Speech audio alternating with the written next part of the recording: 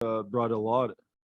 Actually, he's brought great leadership. He's a guy who comes every day to work. The days he doesn't feel great, he still practices hard. Whether he's injured a little bit or not, he wants to be out there. He's got a good way about him as a person. Guys can kind of rally around him. So he's brought really good leadership and experience, and he's also brought good play. Still, he's a big man who thinks the game well. And he's still, in my mind, a real good defenseman. So, he's been a real good addition for us for sure. And I can see where in his prime here in New York, he would have been a hell of a defenseman here for these guys. I know he was, and obviously there's a lot of success around this team when he was here for a long period, and he would have been a big part of that.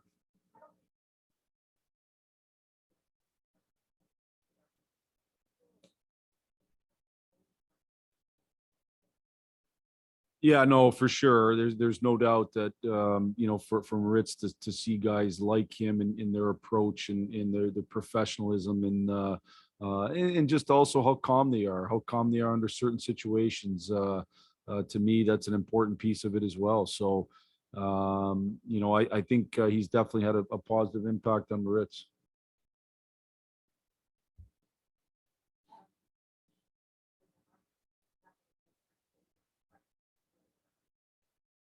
Uh, as of right now, no. I don't anticipate him being available, but we're still waiting out, and we'll see for sure at game time.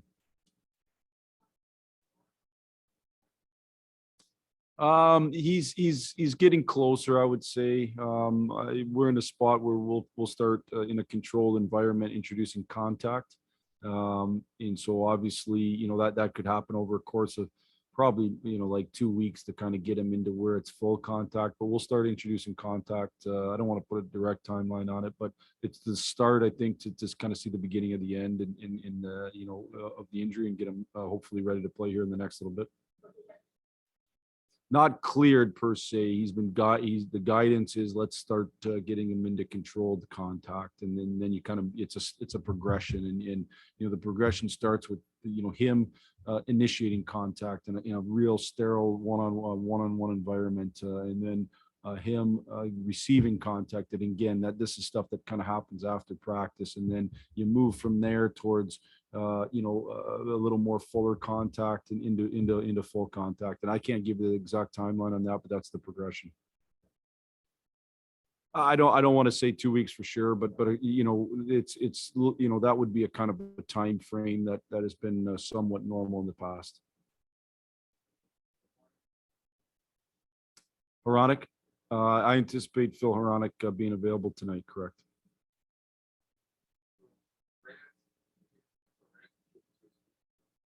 Yeah.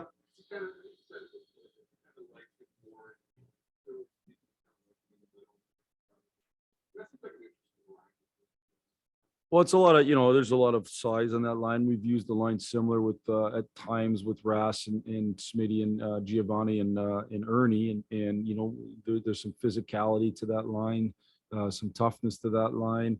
Ras has filled different roles, but in the end, he's a guy who I think can be a real good defensive type center.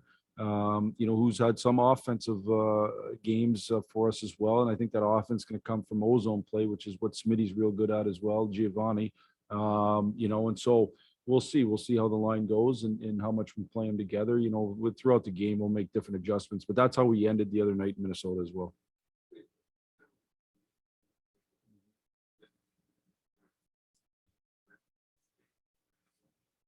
Honestly, it wasn't.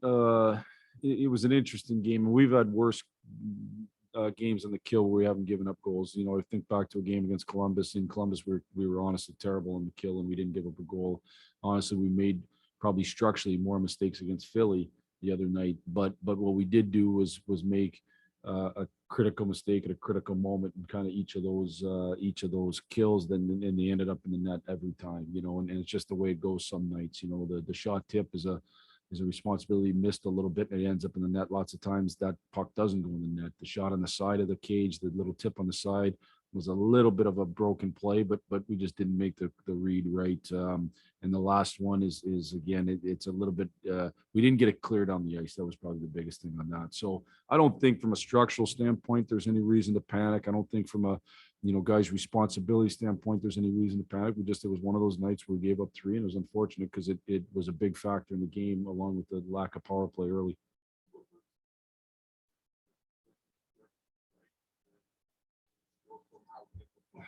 Yeah, I wouldn't say again. I don't think it was everything right. We made a critical mistake, and it just seemed every time we made a critical mistake, it went in. And I'd certainly like that feel better than not knowing what we're doing. We know the responsibilities. We just didn't quite execute when we needed to. Oh, this is one of them for sure. It's just the energy around here. The energy in the city's great. Obviously, the history of this building is unbelievable. I like just walking, seeing the pictures of the performers that have played here. So much that's happened here.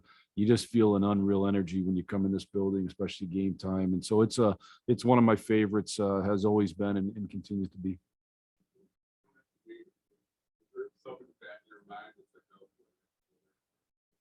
In terms of, actually most of the buildings in the league are really, really good. Most of them are really good, and they're all momentum, and that's one of the reasons it's hard to win on the road. There's a lot of momentum buildings in this league.